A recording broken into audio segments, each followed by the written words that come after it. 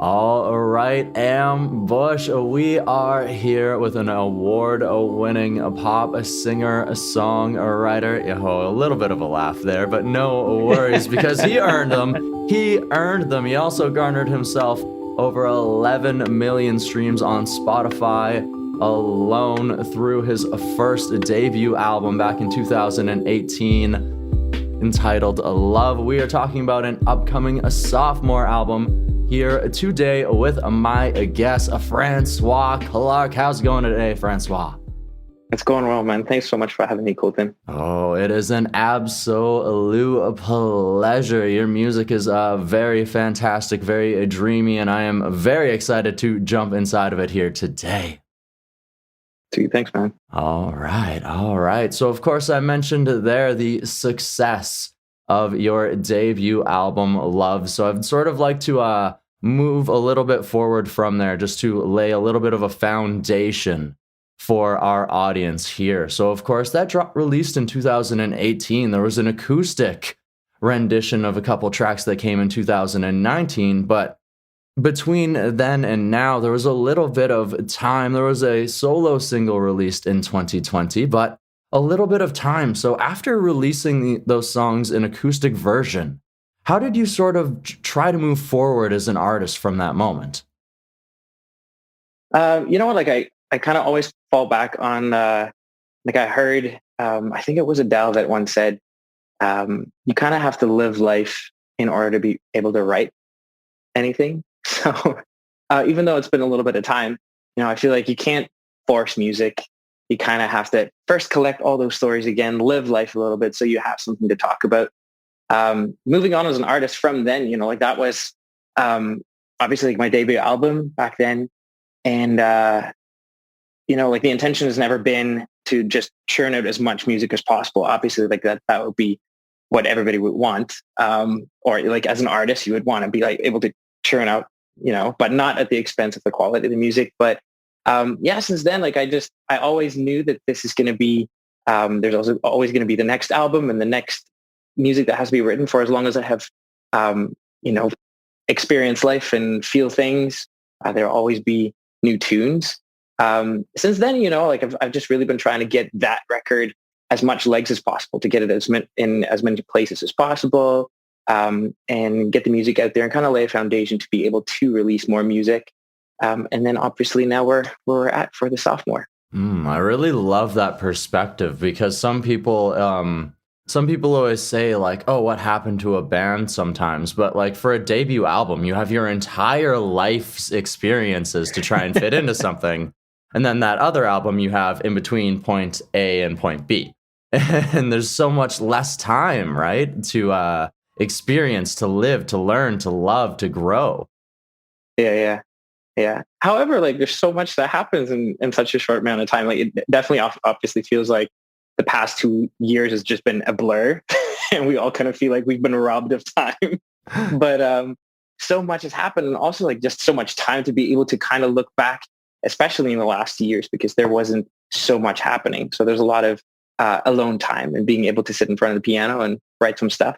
And so a lot of time to be able to kind of think back on things that I maybe didn't think about before or kind of missed. And then I think a lot of the stuff in this sophomore album is kind of like that. So it's about stuff that happened prior to the past 2 years.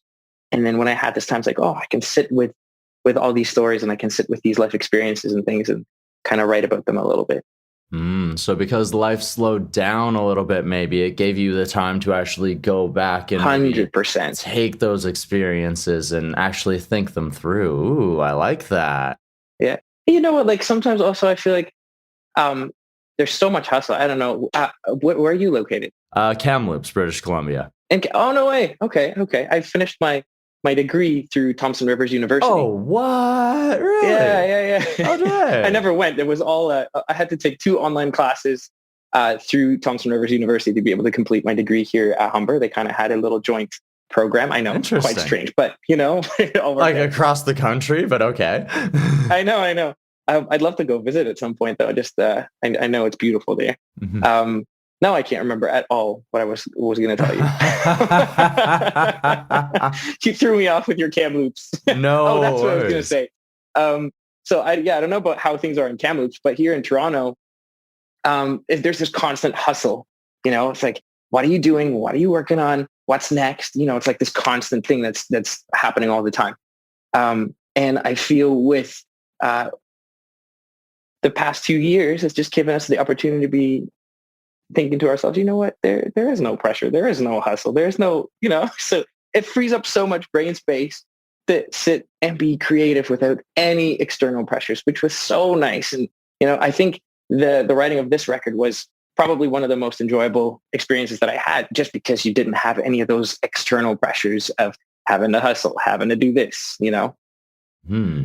Absolutely. Without having to tour, go and hit up different TV stations, is like we mentioned the Zoom interviews earlier, but before you had to travel to all the different radio, you had to take media days, right? Like full on, like drive to all of these different places. And which is nice. Like when you get to meet all these people in person, and, obviously I think that's something we all really miss, is having that one-on-one interaction. But yeah, definitely going to save a little bit of time. allows more time for the creative aspect of being an artist, which is very important. Yeah. So you began to write this album a little while after you took some time to live life, experience, and grow then? Or was it like right away that it's like, okay, you began crafting the songs and just took some time and then began to go into the studio?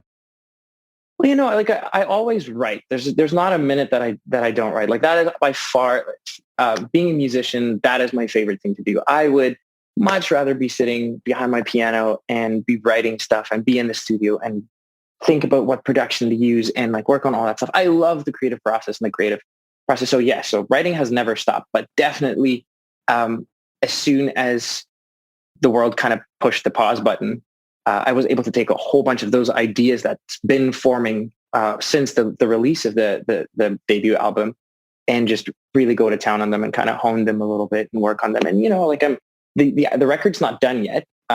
There's still 2 tunes that have to be, like, we haven't gone in the studio with them. So talking about this sophomore album, and it's not even done yet. But it's very close. There's 2 more tunes that we still have to start from the ground up. They're the writing is done, production ideas, the rough demos, and that kind of stuff are done for those 2 songs. So the record is there. It's just the last 2 tunes that have to be polished. Yeah.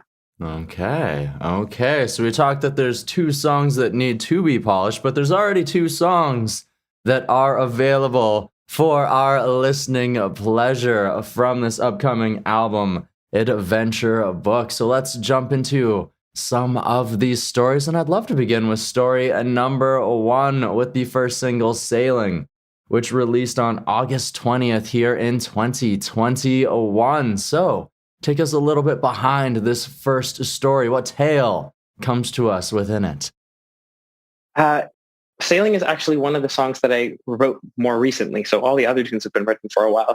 This one was written, and then just as I finished writing it, I thought, you know what, this has got to be the one that I work on first, because it just kind of, the story was really pretty close to my heart and stuff that I was going through.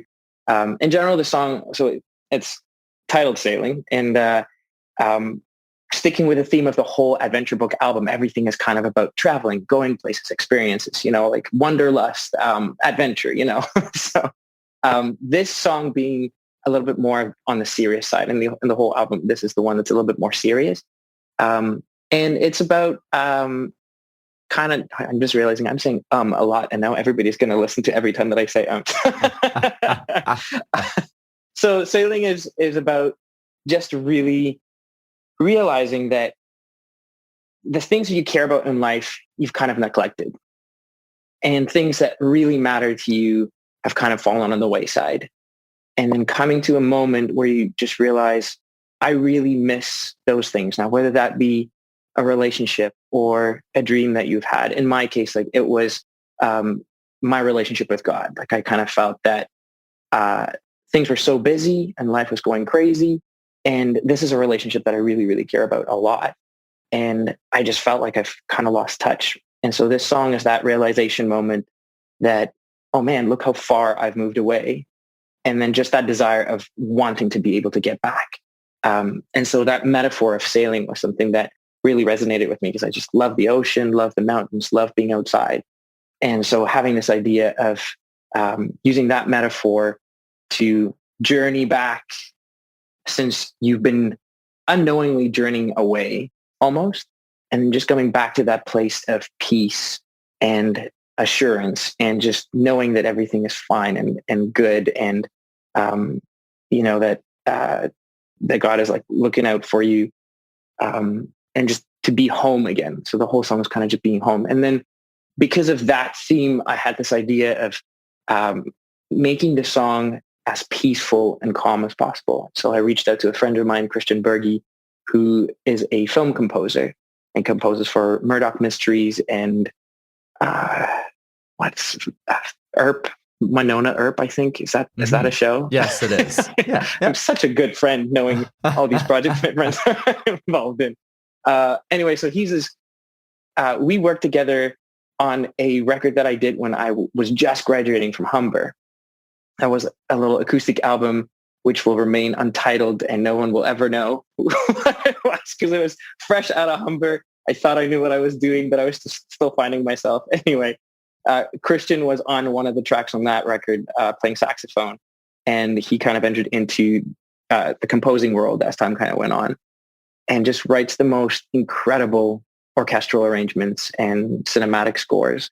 And so I thought that's what this song needs. It just needs these beautiful string arrangements. So Christian jumped on board as the producer, and we worked on the tune together. And that's sailing in a nutshell. Ooh, okay. In a rather wordy, big nutshell. Well, I mean, like you mentioned, traveling away and then coming back to something is wordy, yes, but it's definitely an experience that takes time. And I also like the metaphor of sailing too, because it's sailing, being on the water is never a smooth journey for sure. So it's also can stand to reason where it's like, okay, maybe sometimes it's time to come back to the shore, no matter what your shore may be, right? I love that you're making the song mean way more than I intended. This is great. Adding some layers in there. I love it. I love wordplay. Yes.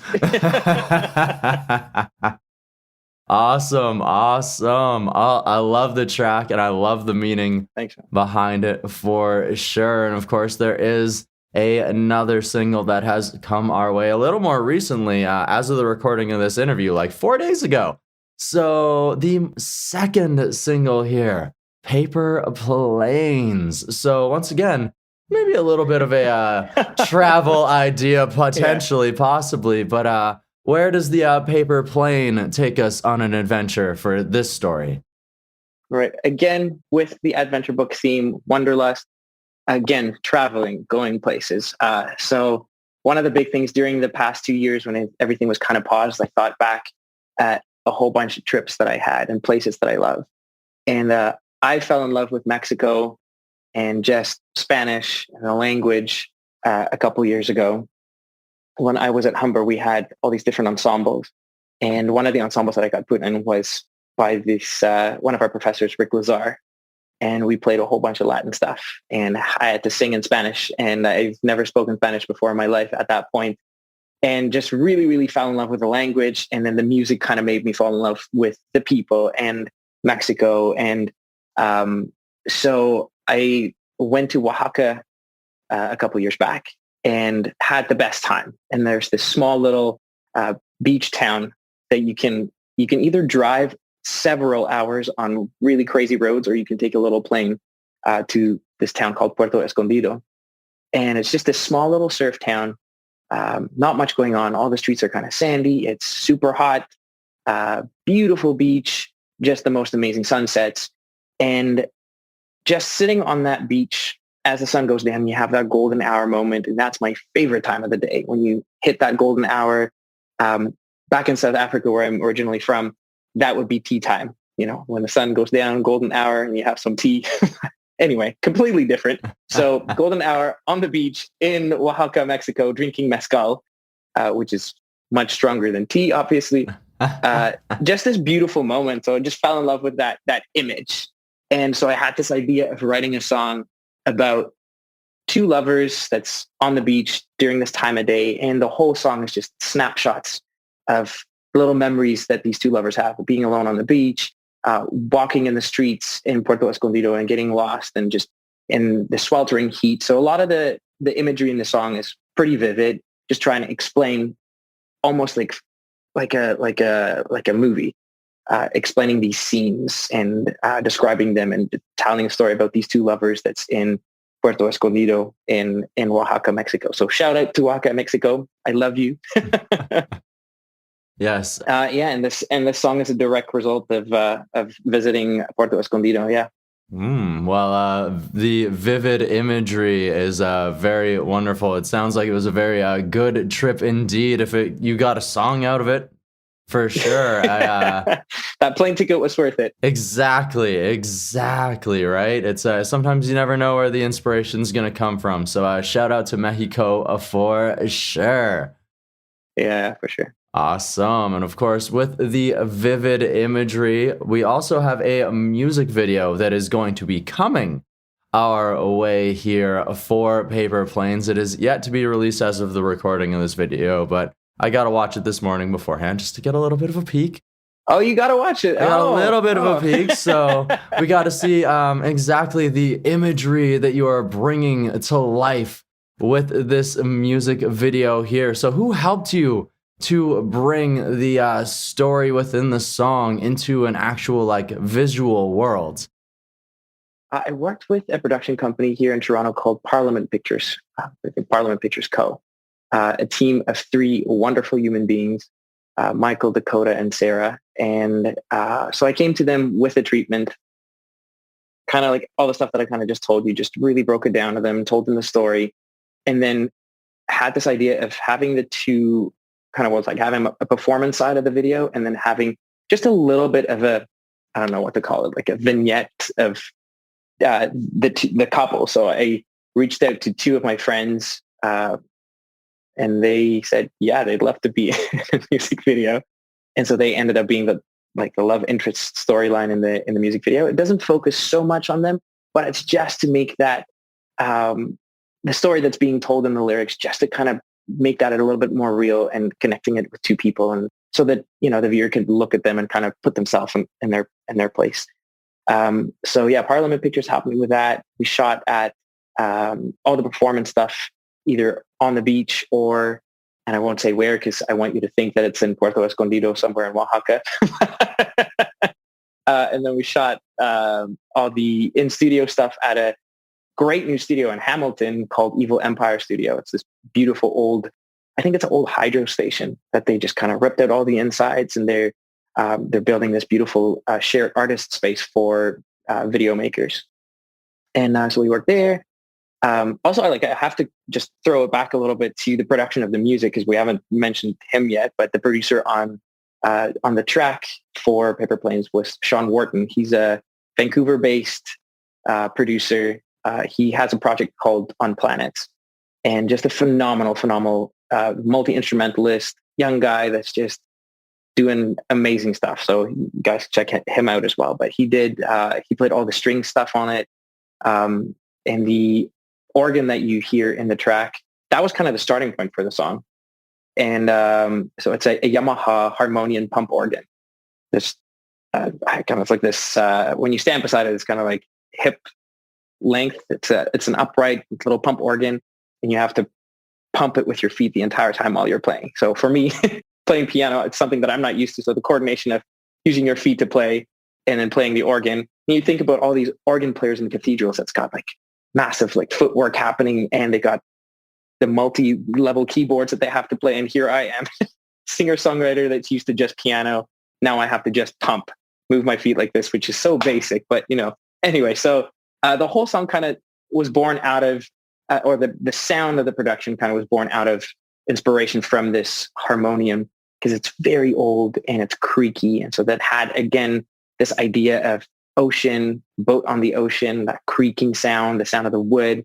And then that was the inspiration that Sean and I used to kind of build the drum production on the track. So Justin Gray, a friend of mine here in Toronto that has a studio at studios called Synthesis Sound, we mic'd the crap out of this harmonium. Like we put mics at the back, at the front, by the pedals. There were so many mics on this organ, which gave us the opportunity to use a lot of those creaks and cracks that happens while you're playing this old instrument.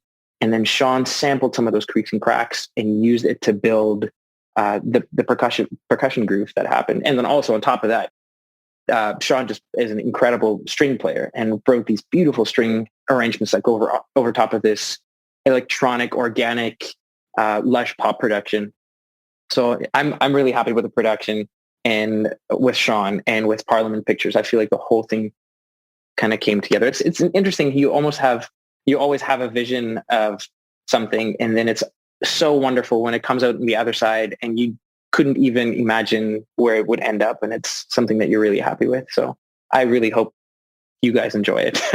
Yes, definitely. And I love how you mentioned how it all sort of ties together, and like how you mentioned too, like the video production creative studio there, like the vibe inside of that and like the dusty feel that like you sort of gave with the music video also fits like that creaky sort of like sound inside of it, but yet it's still like this very romantic track. And like, right, yeah.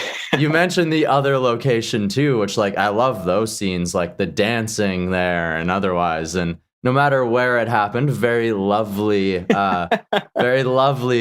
intake for sure. So it's very fantastic how it all just came together there.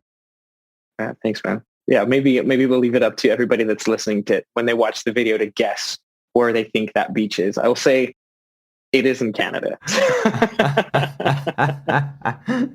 Just this giant Reddit sub thing going on of which beach is this? It's not some balmy hot beach somewhere in Mexico. It's a balmy hot beach in Canada.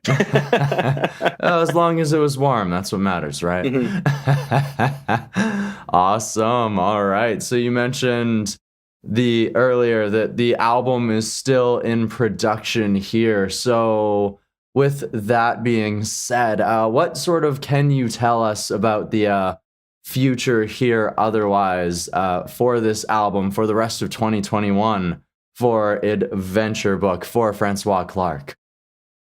So specifically for the rest of the album, like the theme is pretty strong throughout all the tracks. So you can expect a lot more tunes that have vivid imagery that kind of rides that wave of wanderlust and adventure. Just kind of starting the roll out of all the singles, obviously.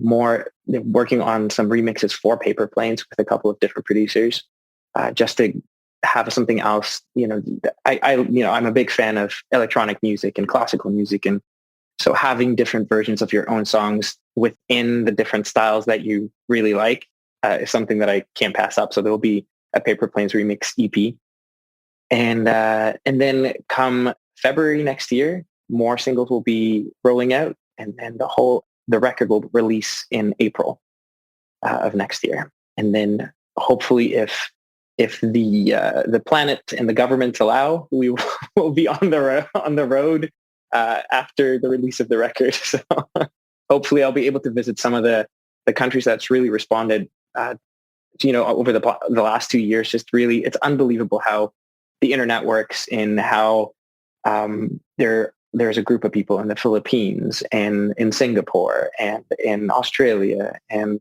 there's a couple places in the States where you never thought that people would hear your music, and they do, and they're asking, can you come, and we'd love to go to one of your, or one of the fans on Instagram told me the other day, one of my dreams is to see you live, which made me kind of nervous. I thought to myself, you're in the Philippines. That's a heck of a way away, but I would love to go. Well, it's crazy to know that like people in those places do want to see you, and you never know where the road is going to lead you, because like earlier we mentioned, you've won awards, like over 10 million streams on Spotify alone. One of your tracks has been featured inside of a Netflix movie. Like the Philippines, who knows? Like that might be next. There might be a few things in between, yeah. But either way, yeah. The future holds beautiful things, right? So we'll see exactly what it brings. Right, yeah. Awesome. And I am very excited for the rest of this album leading up until, I believe you said April of April, yeah. 2022 here. So very, very exciting. Very, very exciting. I have had a blast chatting here so far today. And with you, Colton. Thank you so much. One last question, though. Are you ready for it? Yeah. Awesome. I don't know. I hope I'm right. Do I have to be afraid? I don't know. You tell me. All right. So with this, we've talked about your growth as an artist into this new album, going through some past experiences, building them, sort of creating this aspect of wanderlust, of love, of travel, and otherwise inside of those storytelling elements and everything. These last two singles, this upcoming album. But what I would like to know now is through this past 2-3 years, how has this time helped you grow as an individual, or what has it taught you about yourself? Specifically with concerns to, I'm assuming like the last 2 years being COVID and the lockdown. Just how like all the experiences in general, like everything that you yourself have been through, right? Okay. Yeah. All right. So I'm not even going to, let's leave COVID live. We everybody, I guess, has talked enough about it. So in the last 2 years, like I think one of the biggest things that I've learned was kind of take the pressures off of doing stuff and expecting immediate results. I think one of the most important things is being able to, as far as creating music or creativity goes, is creating and making music for the sake of creating something that you love working on and the people that you love working with, and for the joy of creating something that you're proud of and that you like, and then just pouring heart and soul into it, knowing that if you put a lot of yourself and a lot of genuineness into the process, something could come from it. And if nothing comes from it, obviously, like that is, that's absolutely fine as well. But what I've learned over the last 2 years, from the things that happened in the last 2 years, just seeing what had happened to the debut album and where it has gone up until this point, is that good things come, and it might not come right away, but it happens eventually, and it just opens doors, and one door leads to another door, leads to another relationship, which is a wonderful person that you didn't know before. And then the world just kind of opens up for you. And this all sounds very cheesy, but the world is a great place, actually.